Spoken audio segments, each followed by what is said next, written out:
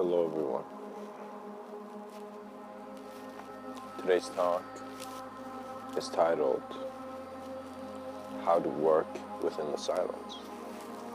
And what that means as a human being, you will confront your silence at some point in your reality. You will sit down and you'll be like, all right, I've made so much noise from the beginning of my life. Now let me see who I am in my silence, in my stillness. As you observe that, that is a meditative practice. And you are seeking to understand the existential intelligence that is here. In other words, it's not more of how the meditation is done, it's more of your awareness to why it's needed. And the reason is because your unknown is your greater relationship. That holds the treasure. So there's some treasures that are, in mountains. And there are some treasures that are in unknown experiences of man's vision. Do you recognize that? Because there's an unknown factor, certainty seems to be elusive, because the same brain chemistry at a certain dream state, it gives you a certain vision. You have a certain dream at night that you're suddenly present in that world. So it's as if like this self-awareness is experiencing through different moments of its own conception. So what that means is as the seasons are passing, we're also seeing these changes, as if we are put here by some existential force to observe it. But we say put here is because we can acknowledge space. When the concept of space dissolves for you, you will be absolute experience because there will be no time. However, there is experience continuing to its transcendental quality.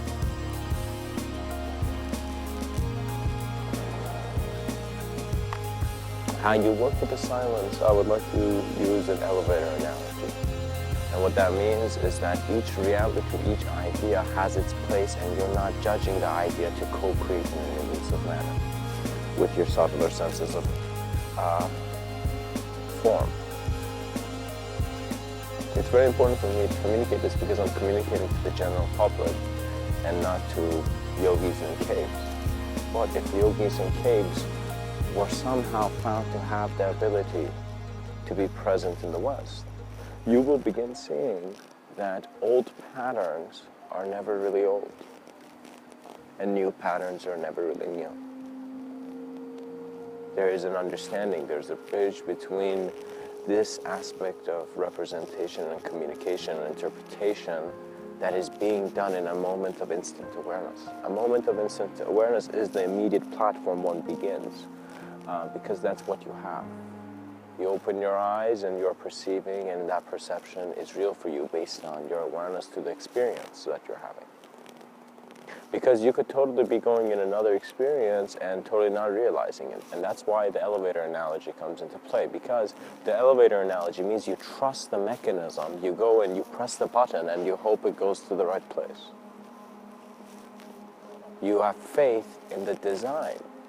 It's very funny. Scientists bash the random faith that certain people have, which for them is not random in regards to a religious view. Scientists bash religious views, and I find that to be a flaw, because if you're really saying everything doesn't have intelligence and is objective in this world, then you're calling your intelligence stupid by framing it in a certain way in an infinite world. The limitation is your choice to interpret it in such a way. But life is one of many interpretations, and so there are many focuses of reality within one reality of being, one domain of being.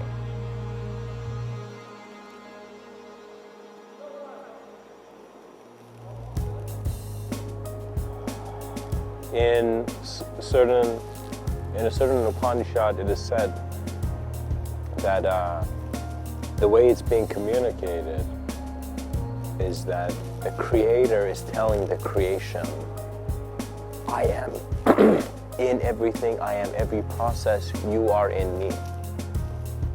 And when we get such a suggestion of a smaller being being in a higher being, we remember ourselves and we wonder what intelligence really means in a world that's connected. Because connection meant there was no longer that separation that was limiting. So once limitless ability is gained, that limitlessness will choose to create limitation. And that's just the newest thing. And so there needs to be an awareness that gives you many transcendental views through many situations of life, that you simply see the nature of reality for yourself. Shape your reality by observing self, and go do it in nature and do it gracefully. Bring the most graceful form. Bring the most valuable items, and just, if it's your phone, if it's your BlackBerry, go into the forest, simply put the BlackBerry, turn it off, put it on the ground, on the grass, and observe your BlackBerry. Just constantly watch and meditate on the BlackBerry in nature. You'll suddenly see that an object such as that does not need to conceal the human experience that much.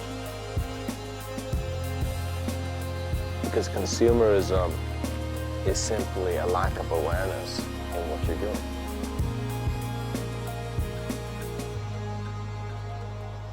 And a lack of responsibility also, because if everyone's doing something wrong, then I guess the world is wrong.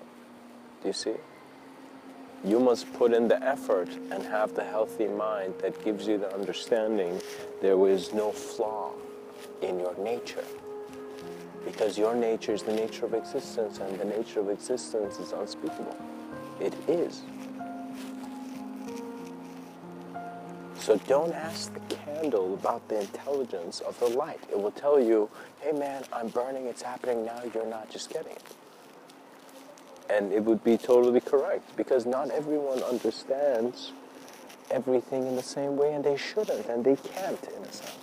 Because your conditioning is different, and the way you have raised and walked in this life is different. Because you have a different walk, you are a different human individual, regardless of whatever similarity you have, just because you are a unique being. In regards to sparks and emanations, I would say that your physical form can be said playfully now by Mr.Within to be your emanation. And the spark is the origin of your awareness, which is always present and knowing. So an aspect of you is perceiving so directly and so aware of its direct experience that it is not flogged by any sense of conception. Conception is, and so it is with that conception a greater observance.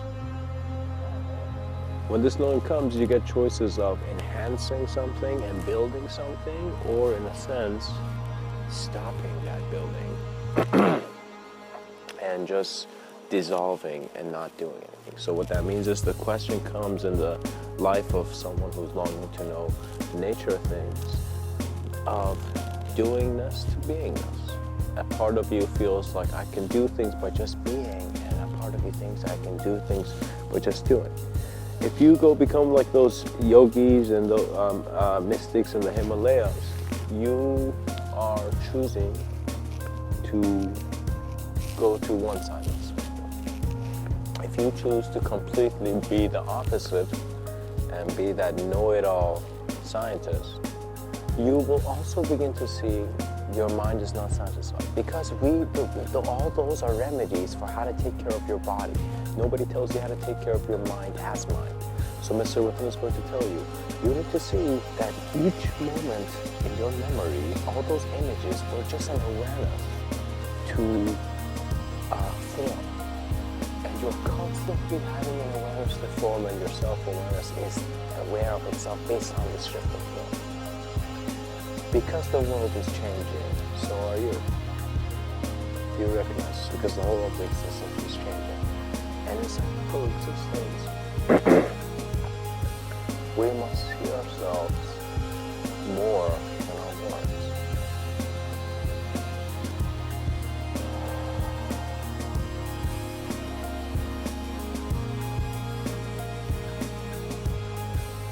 Your ability will not be based on ideology.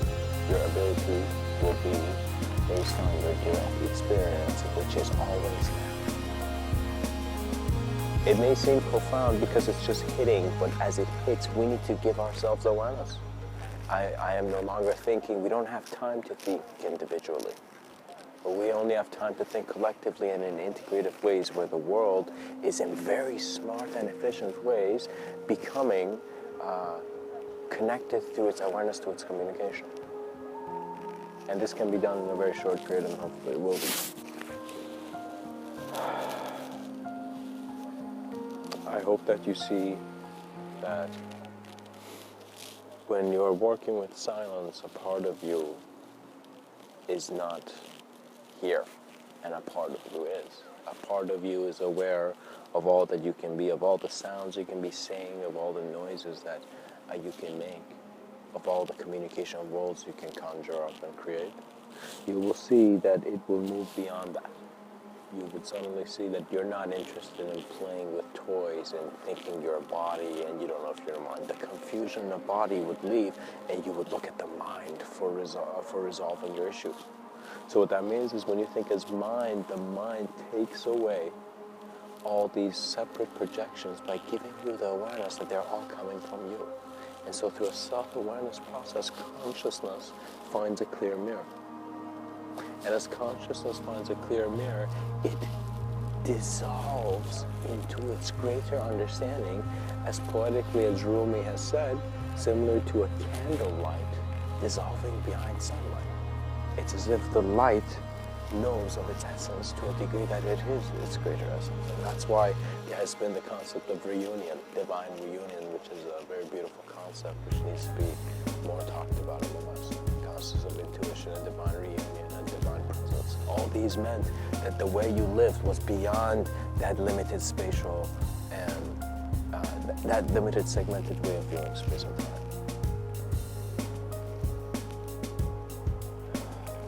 Now is the time to open the valves of imagination and explore that nation, to really see what is going on in the mind of man, and to see if there is an understanding, because there is a certain there are certain lessons that man needs that are here, but man has not discovered yet, but they're on earth. So what that means is man must look deeply into recreating himself with the newest energy of his moment. And that newest energy of the moment must first come through him having an awareness that he is not a body, because if you think you're a body, your reality is slowed down. What that means is some people stay on the order side, some people stay on the chaotic side, and some people walk between order and chaos, and they learn from both aspects of their nature, but not one of external expression, one of the mind being observed. So you're shifting your search to the observer rather than the object of the observer seeking from answer from other objects. It is not an objective solution, it is a self-reflective solution where understanding is rooted within you, and so you know it and you follow it, and the fruits of your past are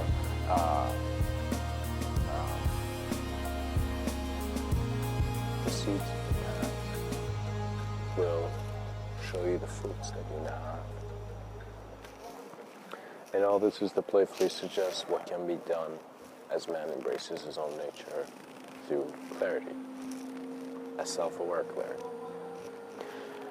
You know, I really don't know, and I think that sometimes when you don't know, the silence will guide you. Because as I become really quiet and silent and still, I stand in a way where all these meaningless realities that don't serve me fade away, and I just observe what is here. And I realize it's like kind of taking that mental shower of recognizing that you are creating each simulation of a reality. Each holographic projection is your view. And so your view is transcendent. So of course, one aspect of your nature, you look, you're transcendent, but another aspect, you're temporal and individual. How you want to work with this depends on how you choose to be aware of your consciousness. You can choose to be aware of your consciousness just as a body, or you can choose to go experience greater flows in life and understand who you are. What that means is your fear should fade so that you can really understand this wonderland that is the experience of life, that is human experience.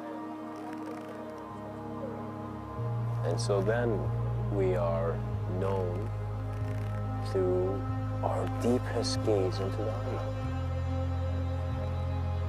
And it is that depth that really makes us see if we're seeing a comet in the sky or we are seeing something else.